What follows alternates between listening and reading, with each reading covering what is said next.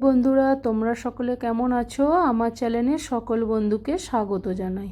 তো আজ আবার একটা সকাল সকাল নাস্তা রেসিপি নিয়ে চলে এলাম। তো সেটা বানানোর জন্য সবার প্রথমেই আমি বেশ কিছু সোয়াবিনকে গরম জলে ভিজিয়ে রেখেছিলাম। সেটা ছোট ছোট টুকরো করে নিয়ে আমি লালচে করে ভেজে নিলাম। এরপরে এই কড়াইতে একটু আদা রসুন কুচি দিয়ে তারপরে দিয়ে দিলাম কেটে রাখা পেঁয়াজ, একটু ভালো করে লালচে করে ভেজে নিলাম।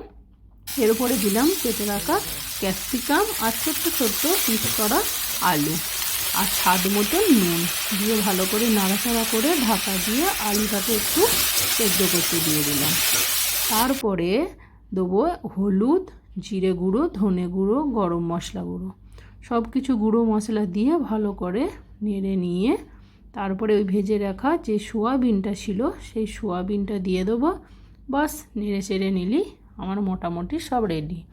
আর স্বাদের মতন চিলি ফ্লেক্স দিয়ে দিলাম। এরপরে এই পুরটা দিয়ে কি বানাচ্ছি সেটাই এবারে তোমরা দেখার জন্যে অপেক্ষায় আছো। কাল আমি বাজার যে ব্রেড নিয়ে এসেছিলাম লম্বা, তো সেটাই আজকে সকালে নাস্তাতে রেডি করছি।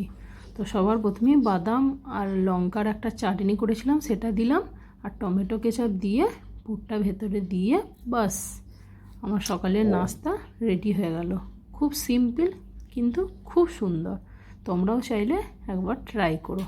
তো চলো, আমার ছেলে খাওয়া শুরু করে দিয়েছে। Bye bye.